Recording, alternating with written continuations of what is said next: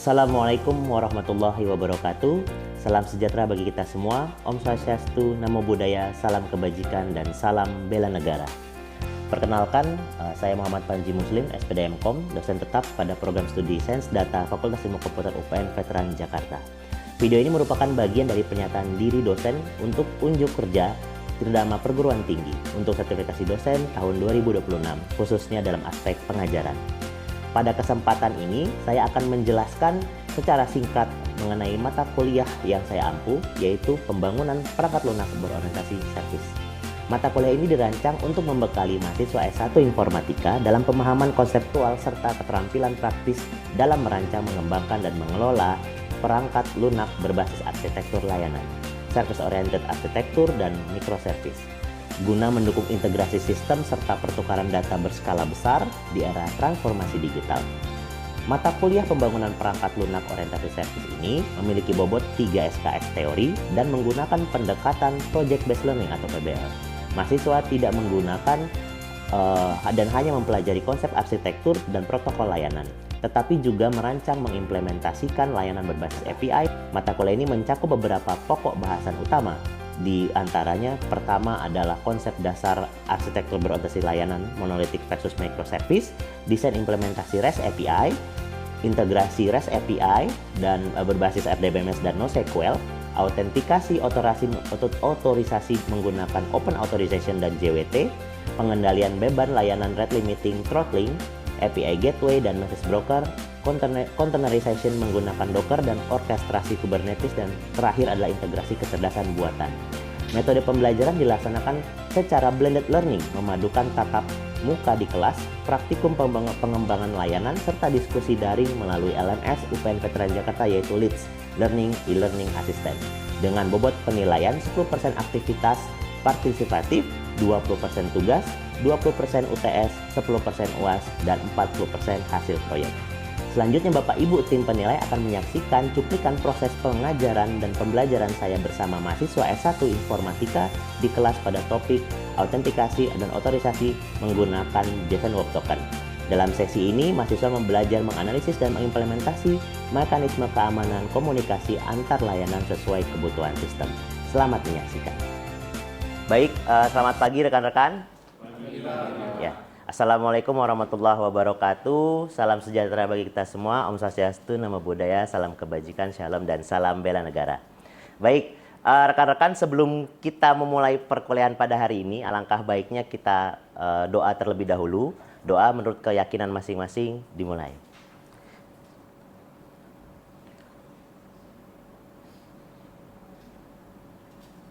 Baik, berdoa selesai.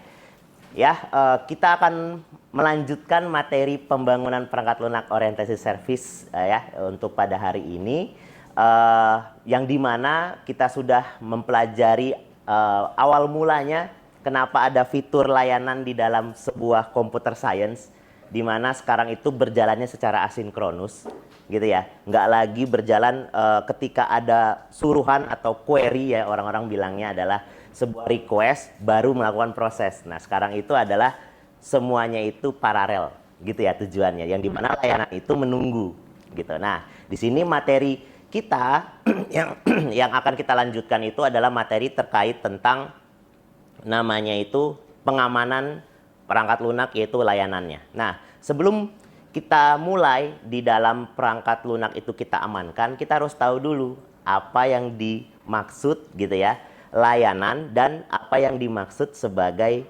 monolitik tanpa dengan layanan. Ada yang bisa menjawab atau istilahnya bisa membedakan mana yang monolitik dan mana juga itu adalah service atau layanan? Ya, silakan. Apa Mas perbedaannya antara layanan dan monolitik? Baik, izin menjawab Pak. Ya. Untuk monolitik sendiri itu seperti kayak satu gerbang saja gitu Pak. Cuma kalau service itu ada beberapa gerbang. Mungkin saya contohkan konteksnya itu seperti aplikasi Shopee. Shopee itu dibangun menggunakan service yang terpisah-pisah.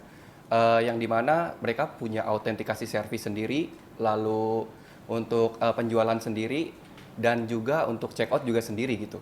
Kenapa memilih microservice karena microservice sendiri itu ketika aplikasi berkembang seperti Shopee itu pasti request-nya, transaksinya sudah jutaan atau mungkin ratusan juta gitu. Nah, kalau monolitik itu tidak sanggup untuk request itu sebanyak itu. Jadi perbedaan antara monolitik dan microservice adalah ketika servisnya sudah dipakai oleh banyak orang. Cuma keduanya memiliki kekurangan dan kelebihan masing-masing. Mungkin kalau kelebihan dari monolitik itu development-nya cepat. Tetapi kekurangannya ketika aplikasinya sudah besar, itu tidak sanggup untuk menghandle jutaan request. Tetapi kalau misalkan microservice, kelebihannya ada yang di kekurangan monolitik itu mereka bisa gitu. Seperti kayak jutaan request bisa dihandle oleh mereka. Tetapi kalau misalkan microservice kekurangannya adalah ketika development-nya itu cukup lambat karena kita harus memisahkan layanan satu persatu. Mungkin itu yang bisa saya jawab. Oke, beri applause dulu untuk Mas ini ya. Baik, ini bagus sekali ya. Tadi ada kata adalah ketika dibutuhkan. Nah, ini software engineer itu kita harus adalah based on requirement. Ini tadi bagus sekali hasil observasinya adalah ketika ada yang namanya skalabilitas tinggi atau istilahnya kebutuhannya adalah ketika digunakannya itu request-nya itu banyak. Gitu ya. Jadi kalau sebagai misalkan kita seorang software engineer, ketika ada request banyak itu berarti harus layanan yang kompatibel untuk request banyak. Yang dimana tidak lagi kita menggunakan request itu satu-satu yang membuat nanti ada penumpukan atau queue nanti di sana dalam requestnya.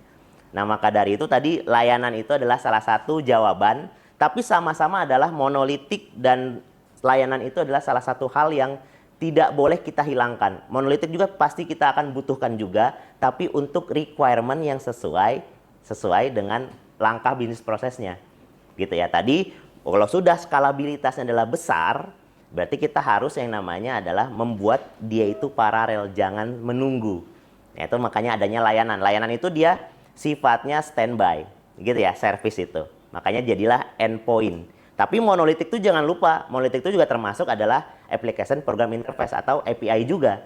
Dia sama-sama adalah menghubungkan, kan kita kalau monolitik yang belajar basis data, database pun itu kan aplikasi juga XAMPP itu. Program interface itu dia sama-sama API. Cuman bedanya adalah endpoint-nya itu dia berjalan asinkronus. Ya, karena kan sudah belajar kemarin di pertemuan awal bagaimana membuat layanan tersendiri yang dimana berbeda dengan monolitik itu. Tadi penjelasan sangat baik sekali. Dan kata kunci dari layanan ini adalah sesuai dengan software engineering, yaitu adalah solid. S-nya itu single responsibility. Kita membangun program itu harus satu tanggung jawab. Jangan buat program tapi isinya itu untuk yang lain-lain juga, walaupun kita harus modular. Gitu ya, saling memanggil antara tiap-tiap filenya. Oke, pada hari ini layanan itu kan API ya, karena kan kalau pakai API berarti itu tuh sudah diketahui orang linknya, gitu ya. Kalau tidak, atau misalkan kalau rekan-rekan tahu itu endpoint tanpa kita amankan, apa yang terjadi? Ada yang bisa analisis nggak? Misalkan endpoint ada link, orang tahu nih tanpa kita istilahnya kita amankan, apa yang terjadi? Ada yang mau istilahnya menjawab?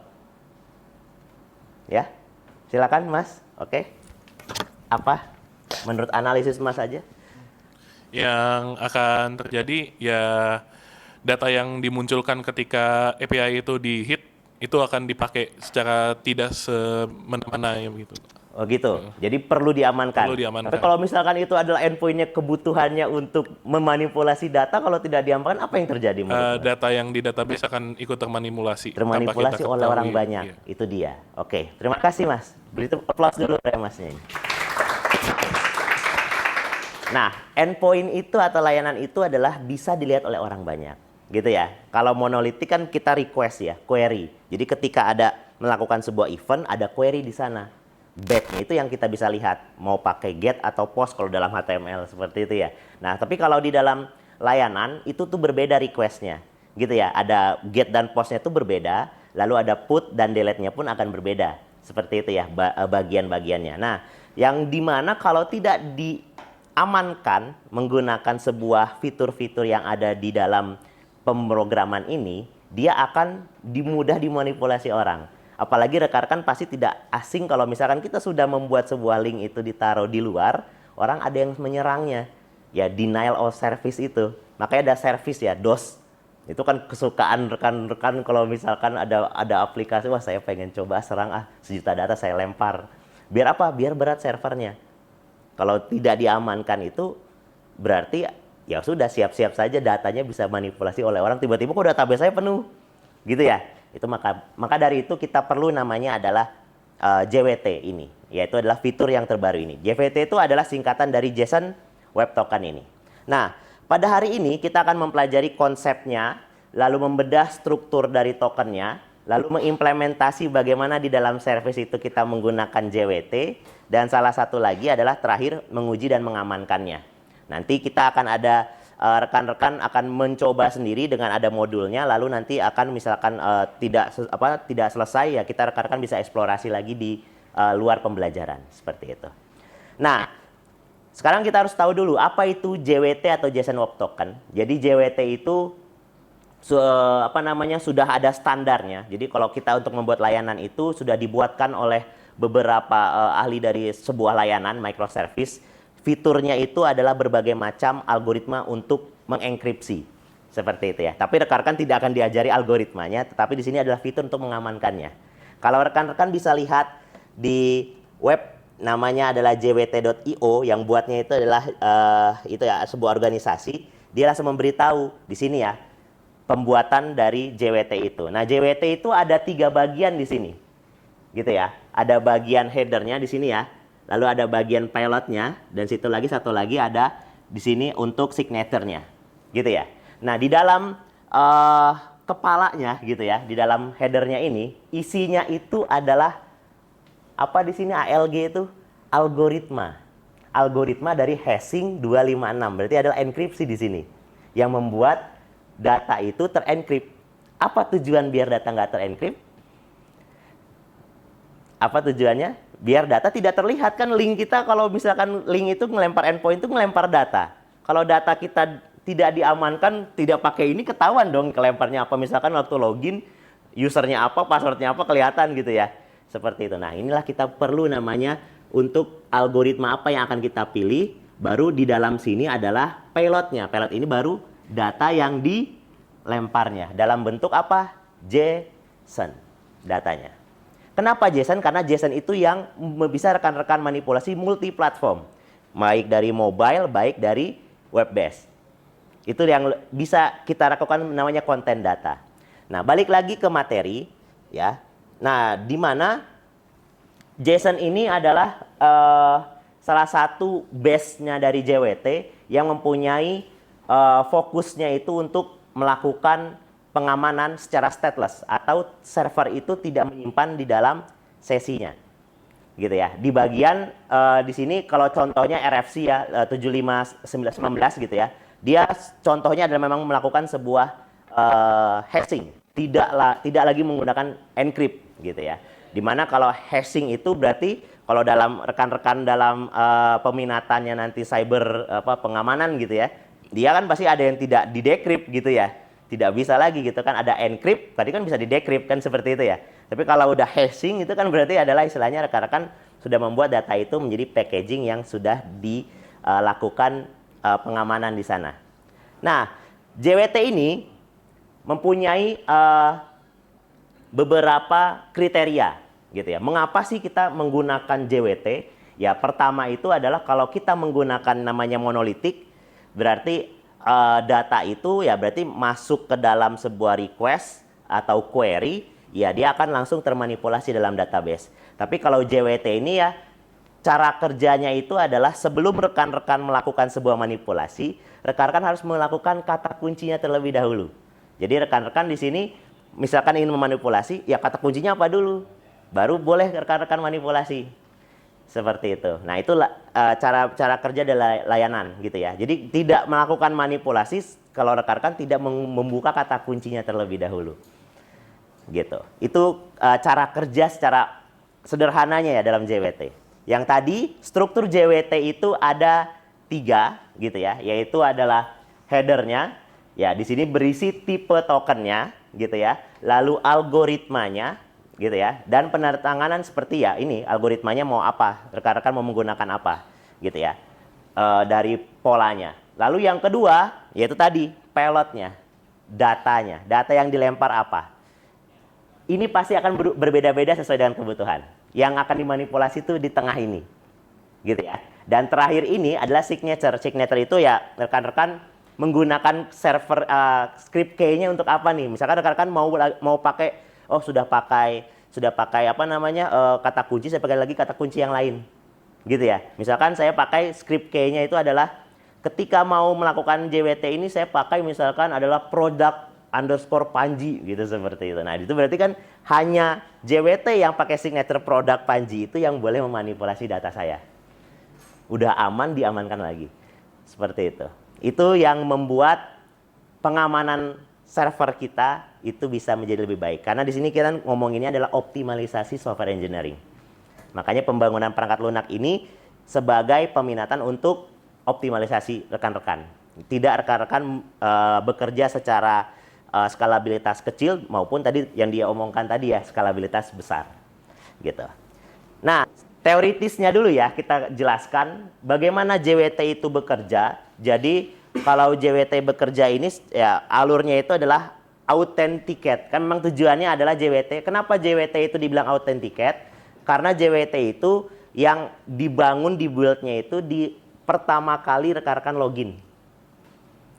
Gitu ya. Jadi ketika rekan-rekan melakukan session login, JWT itu akan dibuat.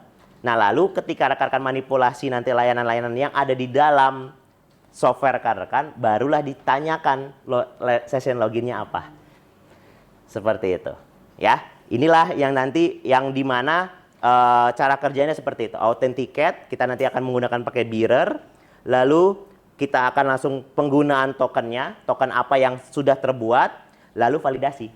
Apakah ini token terbaru atau token yang sudah kadaluarsa. Nah, ini nanti rekan-rekan juga akan memilih mau kadaluarsanya berapa detik, mau berapa jam, mau berapa hari, tergantung rekan-rekan. Tapi jangan 1 detik saja. Seperti itu. Nanti udah login langsung kadaluarsa nggak jadi bisa login nanti aplikasinya. Nah, di mana keunggulan dari JWT yaitu ada kata kuncinya di sini stateless gitu ya. Yang dimana server tidak perlu menyimpan sesi gitu ya di dalam penggunaan implementasinya seperti itu. Lalu dia sifatnya tersebar gitu ya karena memang kata kunci dari layanan itu adalah mereka standby dan digunakan kapanpun ketika dibutuhkan. Makanya rekan-rekan nanti kalau dalam platform rekan-rekan akan muncul namanya retrofit nanti kalau di dalam native-nya. Kalau di dalam nanti ke Flutter dan maupun React Native kalau di mobile itu menggunakan await, menunggu dulu dan promises gitu ya. Lalu kalau menggunakan web base ya menggunakan Ajax gitu ya, asinkronus semua. Di mana endpoint itu yang digunakan. Nah, penggunaan risikonya gitu ya dalam keamanan ya rekan-rekan di sini kalau melakukan autentifikasi secara berhasil gitu ya dan mendapatkan sebuah token. Nah, ini rekan-rekan bisa memakainya berkali-kali untuk sebuah layanan. Intinya kan gitu. Tetapi kekurangannya rekan-rekan kalau misalkan di situ adalah sudah kadaluarsa atau sudah terdestroy ininya. Nah, rekan-rekan itu harus bisa mengenali sistem rekan-rekan itu bahwa otomatis logout dulu diarahkannya. Gitu ya. Kalau tidak itu nggak akan bisa manipulasi apa-apa nanti sistemnya. Karena JWT sudah habis gitu ya. Itu harus dipikirkan juga. Tapi itu nanti kalau sudah rekan-rekan sudah menyentuh ranah front end. Gitu ya. Tetapi ini kita ngomongin dulu adalah pengamanan dari servisnya dulu. Nah, risiko keamanannya di sini ya tadi token expiry dan penyimpanan token ini. Nah, di sini penyimpanan token itu di sisi klien nih. Di depan. Jadi kalau ketika ada 20.000 orang bersamaan, apa yang terjadi? Akan 20.000 token terbentuk. Nah, di sini rekan-rekan tinggal pilihan mau taruh datanya itu di sisi klien atau di sisi cloud nanti atau di back end. Itu tergantung rekan-rekan based on requirement-nya. Semakin performance-nya tinggi, semakin bagus untuk penggunaan skalabilitas orang banyak. Kan gitu ya? Seperti itu. Oke. Nah, Di sini saya akan mendemonstrasikan sebelum rekan-rekan mencoba praktikumnya yang sudah modul yang sudah disediakan ya. Jadi di sini saya akan menjelaskan dulu. Saya sudah membuat sebuah servis sederhana. Kan kita sudah masuk ya. Saya sudah membuat sebuah servis sederhananya, di mana di dalam servis sederhananya itu saya buat ada, sebentar izin, saya buka dulu. Di sini saya buat dua file, yaitu adalah file user dan file authenticate-nya, gitu ya. Nah, di sini yang dimana yang pertama itu adalah pembangunan tokennya. Nah, di sini dia. Kan kita memang di sini adalah menggunakan Express, ya. Awal mulanya kan Express ya. Nanti kita kan akan menggunakan 3 ya. Yang akan kita pelajari itu yang pertama itu adalah base atau gateway dari layanan itu kita menggunakan JS. Untuk memanipulasi database kita menggunakan PHP. Untuk Python dan machine learning kita menggunakan Python, gitu ya. Nah, di sini yang pertama untuk generate tokennya, nah ini dia, kita menggunakan namanya sign, gitu ya. Lalu ketika login akan membangun sebuah JWT.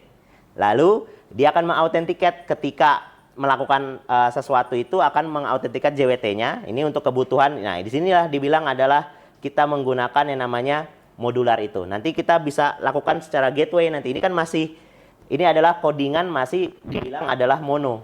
Kenapa? Karena dia masih satu ininya ya, masih satu alurnya. Tapi kalau rekan-rekan mau servisnya itu berdasarkan itu nanti kan modular-modular sendiri-sendiri, gitu ya. Nah, di mana implementasinya kita coba seperti ini. Di sini rekan-rekan bisa dilihat. Jadi saya fitur dulu pertama adalah kita buat endpoint yang pertama nih masih menggunakan lokal, kita menggunakan portnya 3000 saja, nggak usah pakai port yang lain.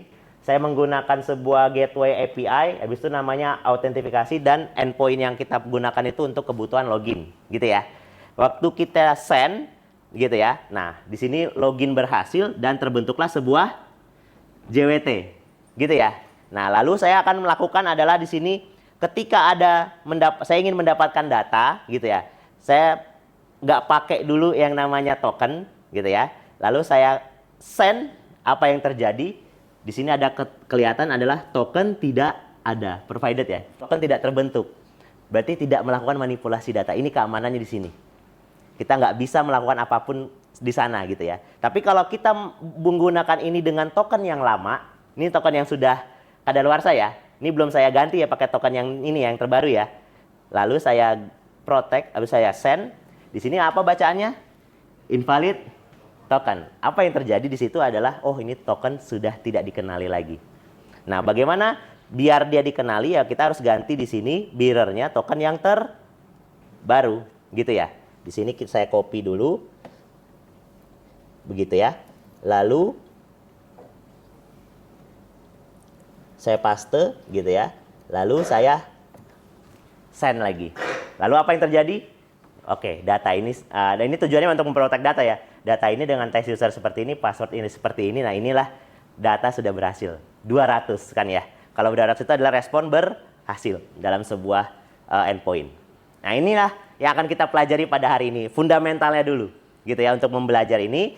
Yang dimana implementasinya itu dalam materi di lead sudah saya upload ya untuk modulnya. Rekan-rekan akan mempelajari bagaimana cara membangun sebuah service dengan melakukan pengamanan menggunakan JWT. Jadi rekan-rekan nanti akan membuat dulu namanya Make Directory pertemuan 5. Lalu seperti biasa kita menggunakan npm init y untuk membangun environment JSON dan membangun untuk kebutuhan dari Node.js, gitu ya. Lalu install. Namanya yang akan kita gunakan itu library-nya namanya JSON Web Token. Ini yang akan kita gunakan di sini. Ini yang paling penting itu di sininya. Kalau Express untuk Express ya, environment Express-nya seperti biasa, gitu ya. Nah, ini rekan-rekan silahkan dieksplorasikan ya. Ini rekan-rekan akan buat secara paralel.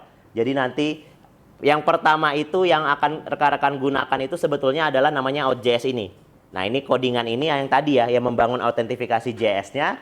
Lalu yang user ini adalah nanti sebagai modelnya yang untuk rekan-rekan melakukan pengecekan apakah ini tuh sudah terprotek atau tidak. Oke, itu saja mungkin untuk materi pada hari ini. Ada yang ingin ditanyakan dulu? Tidak ada? Mungkin kalau tidak ada, saya ada kesimpulan dulu ya. Berarti tujuan utama pada materi pada hari ini untuk JWT itu fokusnya itu dalam struktur. Gitu ya. Strukturnya tuh maksudnya apa, Pak? Struktur itu adalah di sini bukan header, bukan sekedar dari header, pilot, dan signature saja, tapi rekan-rekan harus membuat terstrukturnya sebuah layanan itu harus dilakukan menjadi sebuah alur proses bisnis login terlebih dahulu. Jadi login, jadi kalau misalkan kalian sebagai software engineer, rekan-rekan di kelas diagram rekan-rekan harus ada namanya fitur login yang membuat JWT itu terbentuk. Gitu ya. Jadi terbentuknya dari 3 ini. Ya, menjadi satu string tanpa dipisah, tanpa ada garis miringnya. Tapi JWT itu digabungkannya itu adalah polanya dipisahkan oleh titik. Jadi ada header, titik, payload, titik, dan signature titik. Seperti itu. Di situ yang menjadi kata kuncinya dalam JWT. Lalu alurnya. Nah, di sini alur ini yang login yang menghasilkan header authorization-nya sehingga server memiliki verifikasi dan keamanan untuk melakukan sebuah layanan seperti itu. Itu saja mungkin untuk kesimpulan pada hari ini. Dengan nanti kalau rekan-rekan sudah melakukan eksplorasi yang sudah ada di modul ya, habis itu kalau misalkan ada ditanyakan bisa langsung tanyakan. Ada juga tugasnya, yaitu adalah rekan-rekan membuat tadi yang sudah rekan-rekan buat endpoint tadi ya, endpoint login dan endpoint get tadi. Coba contohkan ketika rekan-rekan tambahkan sebuah platform front end-nya. Endpoint ini tujuannya untuk apa? Silakan bisa dimanipulasikan atau dieksplorasikan menggunakan front end-nya. Seperti itu. Platformnya terserah, mau rekan-rekan web based atau mobile based. Yang penting dia melemparkan, tapi masih lokal ya. Belum kita menggunakan server yang menggunakan endpoint yang sudah kita buat ini. Ada pertanyaan? Sudah ya? Itu saja mungkin untuk pertemuan hari ini. Terima kasih atas perhatian rekan-rekan. Saya ucapkan wabillahi taufiq wal hidayah. Wassalamualaikum warahmatullahi wabarakatuh.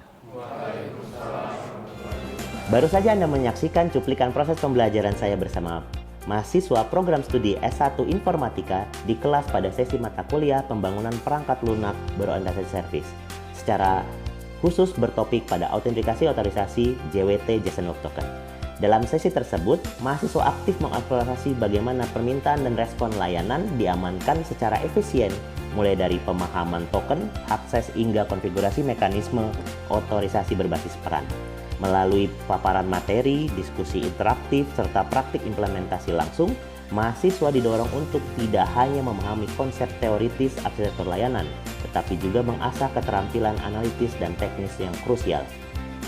Kompetensi ini sangat esensial bagi calon pengembang perangkat lunak software engineering guna memastikan layanan dan pertukaran data antar sistem dapat berjalan dengan aman, optimal, dan andal di era transformasi digital.